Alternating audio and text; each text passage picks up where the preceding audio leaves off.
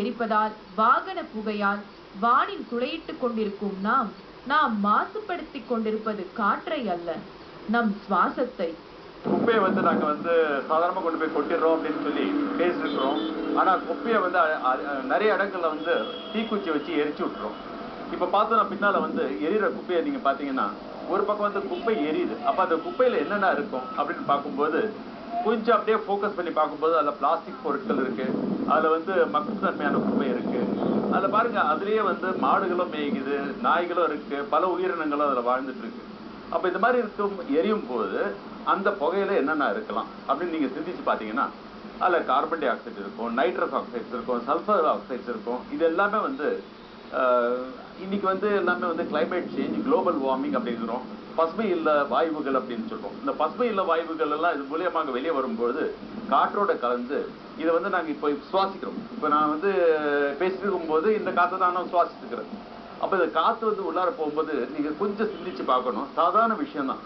இப்ப அதுல நீங்க எரியும் போது பாருங்க, சல்பர் டை ஆக்சைடு அப்படிங்கிறோம். இது சல்பர் டை ஆக்சைடுங்கிறது SO2. இந்த SO2 உள்ளார நான் சுவாசிக்கும் போது உள்ளார போகும்போது என் நுரையீரல இருக்கிற அந்த ஈரத்தனத்தை படும்போது அது ஆசிடா மாறுது. நாங்க உடனே இரும்ப ஆரம்பிக்கிறோம். இந்த இரும்புகள் இந்த மாதிரி இரும்புறது, குழந்தைங்களுக்கு ஆஸ்மா வியாதி வர்றதுக்கு இதுக்கெல்லாம் பல காரணங்கள்.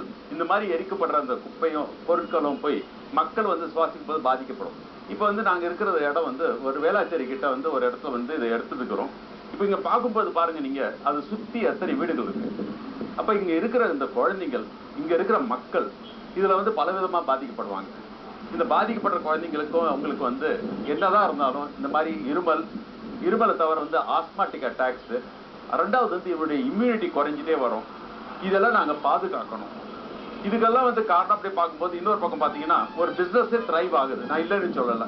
இப்ப அதுல இருந்து மீட்கப்படுற பொருட்கள் மறுசுழற்சிக்காக இங்க மீட்கப்படுகின்றன. இந்த மீட்கப்படுற பொருட்களும் நீங்க இங்க பார்க்கலாம். பையால கிடக்குது, கீழே கிடக்குற அந்த பைகள் எல்லாம் மீட்டு அந்த பொருட்களை மறுசுழற்சி செஞ்சு திரும்பி கொண்டு போகலாம். பட் இந்த மாதிரி மட்டும் எரியும் போது அது மட்டும் இல்லாம அங்க இருக்கிற மண் வழியாக இப்ப மழை வரும் இல்லைங்களா, அந்த மழை காலத்துல இது எல்லாத்தையும் எடுத்துக்கிட்டு அது நிலத்தடி நீருக்கும் போய் அந்த நிலத்தடி நீரையும் போய் கண்டாமினேட் பண்ணுது. இந்த புகை அங்க மட்டும் இல்லாம இந்த புகை அப்படியே வரும்போது பாருங்க, பல வாகனங்கள், பெரிய வாகனம், இது ரொம்ப பிஸி ரோடு. அப்ப வாகனங்கள் போயிட்டு வந்துட்டு இருக்கு. அப்போ புகை அதிகமா வரும்போது அவங்களுடைய பார்வையும் மங்கலாகுது. இந்த டூ வீலர்ஸ் நிறைய பேர் ஓட்டுன்னு போறாங்க. இப்ப நீங்க பார்க்கலாம். இப்ப நீங்க அவங்களை கவனிச்சு பார்க்கும்போது கண்ணை அப்படியே சுழிச்சிட்டு போறாங்க. அப்ப அவங்களுடைய பார்வை குறையுது, கவனம் குறையுது.